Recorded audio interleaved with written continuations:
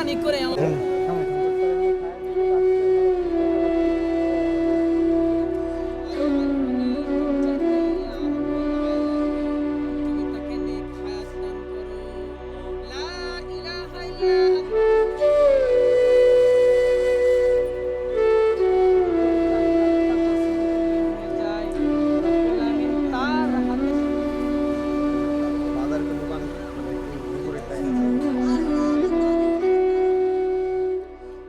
দিয়ে আমি সামনে হেঁটে গেছি, আমার পোলাটা পিছে পিছে যাচ্ছিল, যাতে লাগে পিছলা পড়ে গেছে। আমি পিছে ঘুরে তাকায় দেখছি ছাওয়াল আমার মা মা করে ডাকছে। আমি পিছে ঘুরে তাকায় দেখছি ছাওয়াল নাই।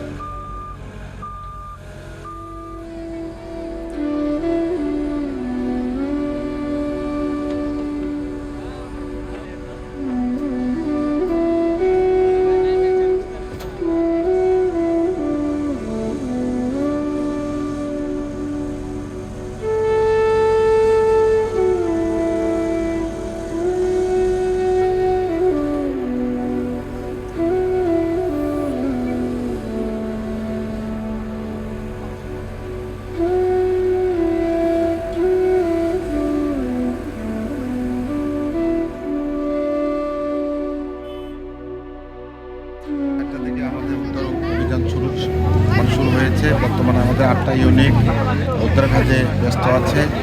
আমরা সবাই জানি যে গতকালকে থেকে এক্সকাভেটরের মাধ্যমে আজকে 1 ঘন্টা 1.5 ঘন্টা আগে এক্সকাভেটরের মাধ্যমে মাটি কাটার কাজ শেষ হয়েছে। এতে 35 ফিট পর্যন্ত মাটি কাটা হয়েছে। তা আমরা কালকে আমাদের সার্চ ভিশন ক্যামেরা দিয়ে আমরা দেখলাম যে আমরা ভিকটিমের সাথে আমাদের দেখা হয় নাই। কারণটা হলো আমরা আসার আগে কালকে স্থানীয় লোকজন উদ্ধারের জন্য কিছু মানে ওই গর্তটার উপরে মাটি কাটছিল, কিছু মাটি ওখানে পড়ছিল এবং কিছু পড়ছিল, যার ফলে ওই প্রতিবন্ধকতার কারণে আমরা চার্জ মিশন ক্যামেরা আমরা 35 ফিট পর্যন্ত আমরা গিয়েছিলাম, কিন্তু আমাদের সাথে ভিকটিমের কোনো সাক্ষাৎ হয়নি। তো আমরা তারপরেও আমাদের একটা সন্দেহ, এই 35 ফিট গভীরের মধ্যে ভিকটিম আছে কি না এটা নিশ্চিত হওয়ার জন্য আমরা আজকে সকালে আমরা টানেল করেছি। 35 ফিটের মধ্যে টানেলের মধ্যে পাই নাই। তারপরে এখন আমরা এই 35 ফিট মানে 5 এটা আমরা অনুসন্ধান চালাচ্ছি ওখানে কোনো আটকা পড়ে আছে কি না। তো এর মধ্যে যদি না পাই তাহলে আবার 35 ফিটের পরে যে আন্ডারগ্রাউন্ডে একটু চেষ্টা করতে হবে অন্য পদ্ধতিতে।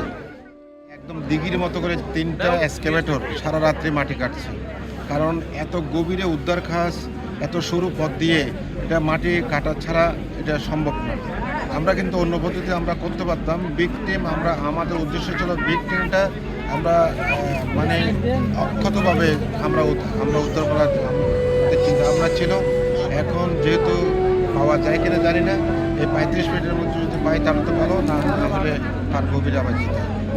তানোর ফায়ার স্টেশন থেকে একটা সময় খবর পাই আমরা জনবল নিয়ে টানা উঠলে আমরা আসি, এখানে ঘটনাস্থলে আসার পরে দেখি এই অবস্থা। গভীর একটা নলকূপে একটা ছোটো বাচ্চা পড়ে গেছে, আওয়াজ শোনা যাচ্ছে আর কি, কিন্তু এখনও উদ্ধার কার্যক্রমভাবে শুরু করা যায় নাই। চিকন গর্ত তো লোক ঢোকা যাচ্ছিল না, এই জন্য আমরা মোটামুটি আরও ওই ওসি সাহেবের সাথে কথা বলেছি, টিওনো স্যারের সাথে কথা বলছি। এক্সকাভেটর লাগলে সাইডে হয়তো গর্ত করে তারপর উদ্ধার করা যাবে। থাকবে যেহেতু লড়বে এত চলে যাবে।